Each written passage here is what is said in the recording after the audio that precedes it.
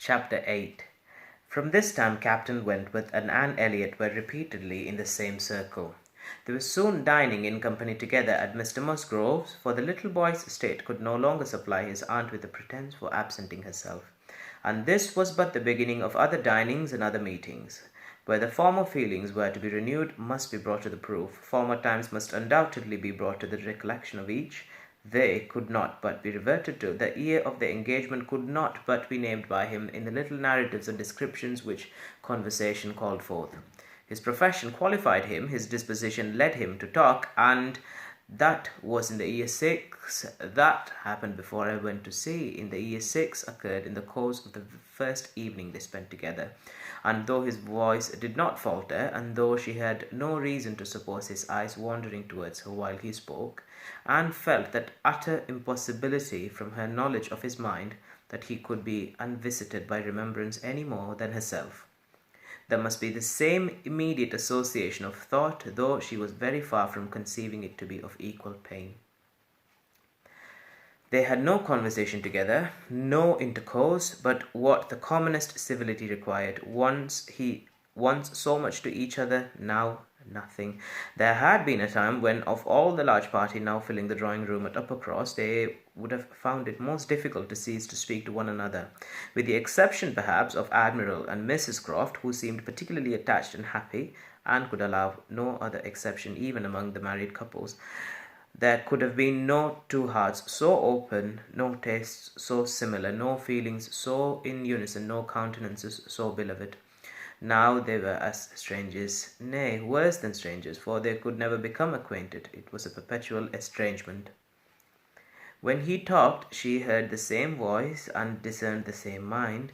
There was a very general ignorance of all naval matters throughout the party, and he was very much questioned, and especially by the two Miss Musgroves, who seemed hardly to have any eyes but for him, as to their manner of living on board, daily regulations, food hours, etc., and their surprise at his accounts, at learning the degree of accommodation and arrangement which was practicable, drew from him some pleasant ridicule, which reminded Anne of the early days when she too had been ignorant, and she too had been accused of supposing sailors to be living on board without anything to eat, or any cook to dress it if there were, or any servant to wait, or any knife and fork to use. From thus listening and thinking, she was roused by a whisper of Mrs. Musgrove's, who, overcome by fond regrets, could not help saying, "Ah, Miss Anne, if it had pleased heaven to spare my poor son, I dare say he would have been just such another by this time." Anne suppressed a smile, and listened kindly, while Mrs. Musgrove relieved her heart a little more, and for a few minutes, therefore, could not keep pace with the conversation of the others. When she could let her attention take its natural course again, she found the Miss Musgroves just fetching the Navy List, their own Navy List, the first that had ever been at Uppercross, and sitting down together to pore over it, with the professed view of finding out the ships which Captain Wentworth had commanded. "Your first was the Asp, I remember. We will look for the Asp. You will not find her there. Quite worn out and broken up. I was the last man who commanded her, hardly fit for service then, reported fit for home service for a year or two, and so I was sent off to the West Indies."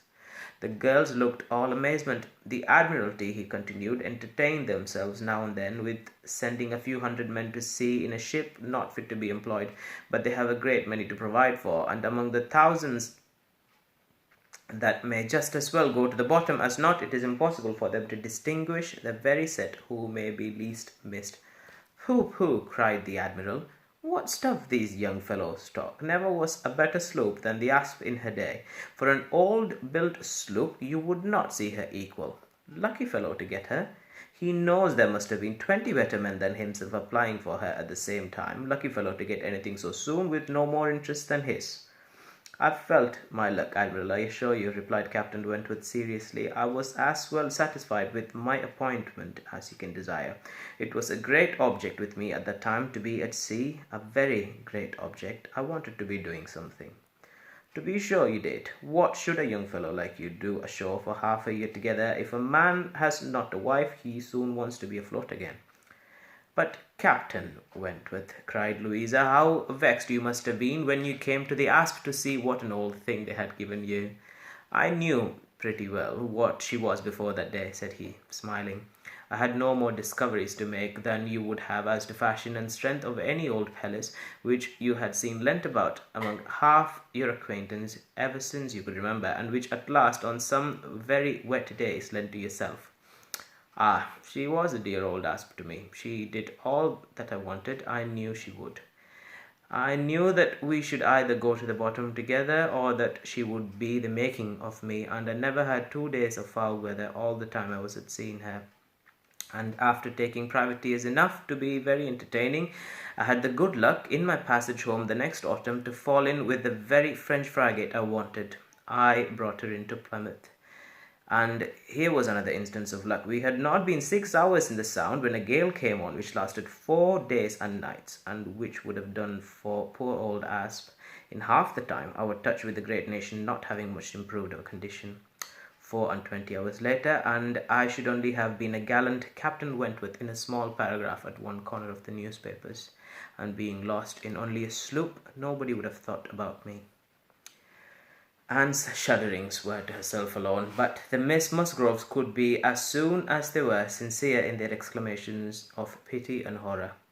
And so then, I suppose, said Mrs. Musgrove in a low voice, as if thinking aloud. So then he went away to the Laconia, and there he met with our poor boy.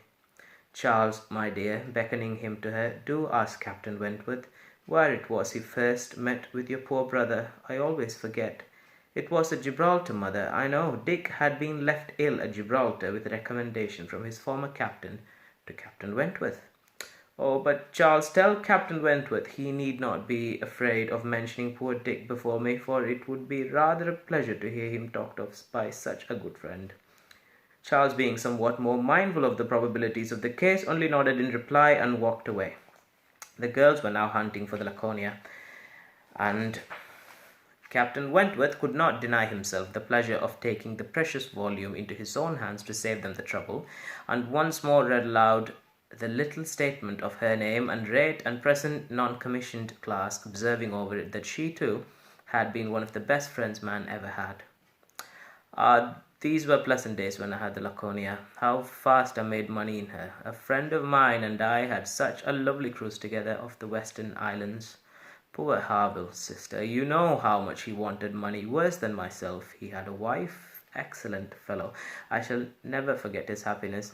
He felt it all so much for her sake. I wished for him again the next summer when I had still the same luck in the Mediterranean. And I am sure, sir, said Mrs. Musgrove, it was a lucky day for us when you were put captain into that ship. We shall never forget that you did. Her feelings made her speak low, and Captain Wentworth, hearing only in part, and probably not having Dick Musgrove at all near his thoughts, looked rather in suspense and as if waiting for more. My brother, whispered one of the girls, mamma is thinking of poor Richard.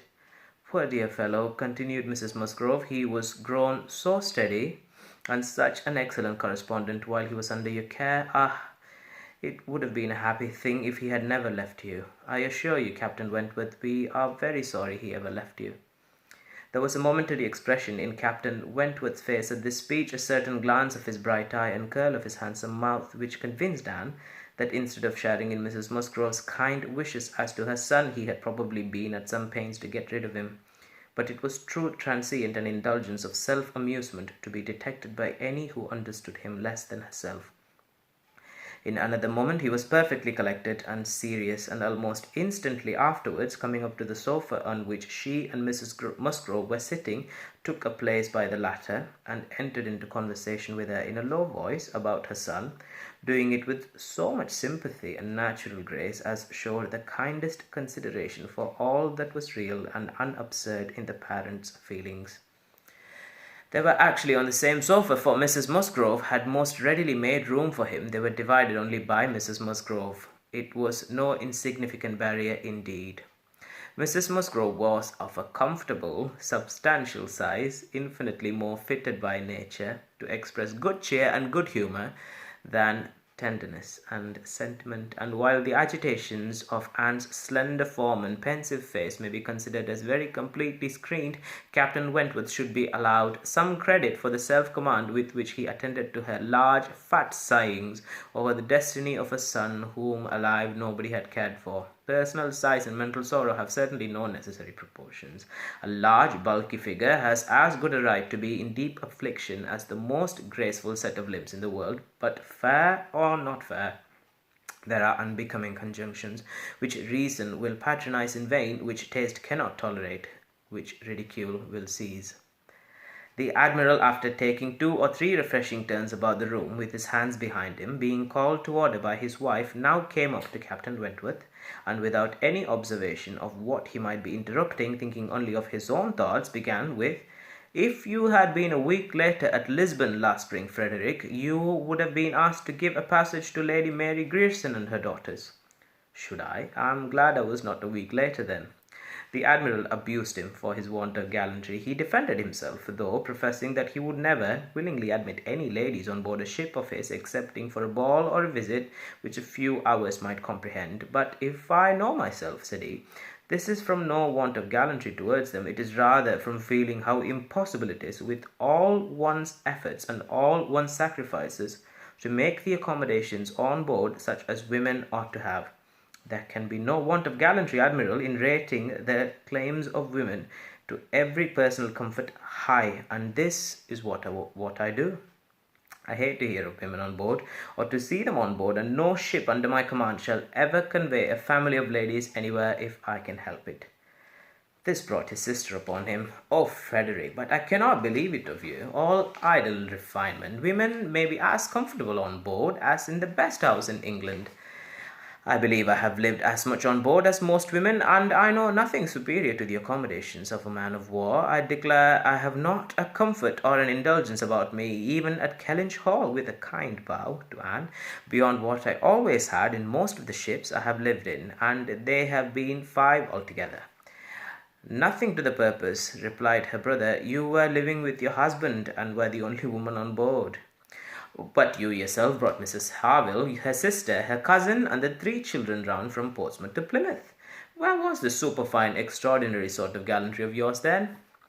"All merged in friendship, Sophia. I would assist any brother officer's wife that I could, and I would bring anything of Harville's from the world's end if he wanted it, but do not imagine that I did not feel it an evil in itself.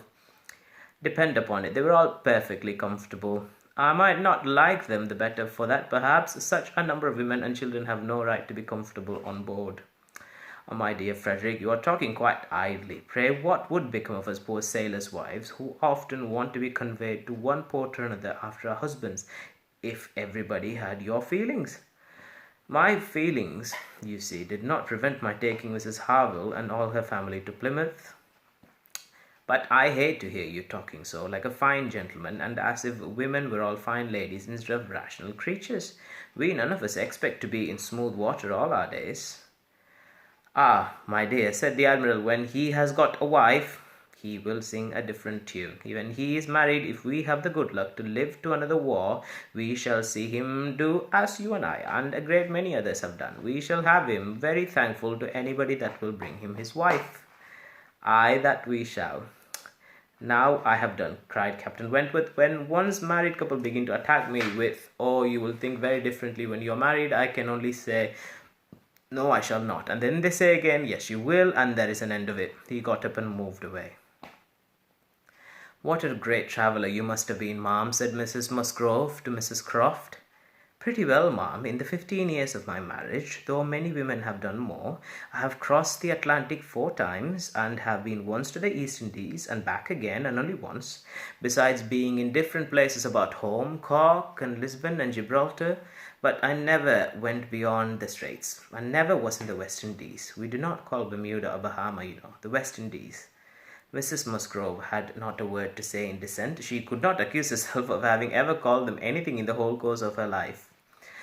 "And I do assure you, ma'am," pursued Mrs. Croft, "that nothing can exceed the accommodations of a man of war. I speak, you know, of the higher rates. When you come to a frigate, of course, you are more confined, though any reasonable woman may be perfectly happy in one of them. and I can safely say that the happiest part of my life has been spent on board a ship.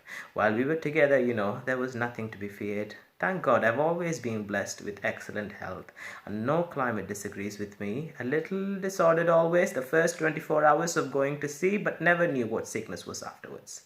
The only time that I ever really suffered in body or mind, the only time that I ever fancied myself unwell or had any ideas of danger, was the winter that I passed by myself at Deal when the Admiral, Captain Croft then, was in the North Seas. I lived in perpetual fright at the time, and had all manner of imaginary complaints from not knowing what to do with myself, or when I should hear from him next. But as long as we could be together, nothing ever ailed me, and I never met with the smallest inconvenience. Ay, to be sure, yes, indeed, oh yes, I'm quite of your opinion, Mrs. Croft, said was Mrs. Musgrove's hearty answer. There is nothing so bad as a separation. I'm quite of your opinion. I know what it is, for Mr. Musgrove always attends the assizes, and I'm so glad when they're over and he is safe back again. The evening ended with dancing. On its being proposed, Anne offered her services as usual, and though her eyes would sometimes fill with tears as she sat at the instrument, she was extremely glad to be employed, and desired nothing in return but to be unobserved. It was a merry, joyous party, and no one seemed in higher spirits than Captain Wentworth. She felt that he had everything to elevate him, which general attention and deference, and especially the attention of all the young women, could do. The Miss Hayters, the females of the family of cousins already mentioned, were apparently admitted to the honour of being in love with him, and as for Henrietta and Louisa, they both seemed so entirely occupied by him that nothing but the continued appearance of the most perfect goodwill between themselves could have made it credible that they were not decided rivals. If he were a little spoilt by such universal, such eager admiration, who could wonder? These were some of the thoughts which occupied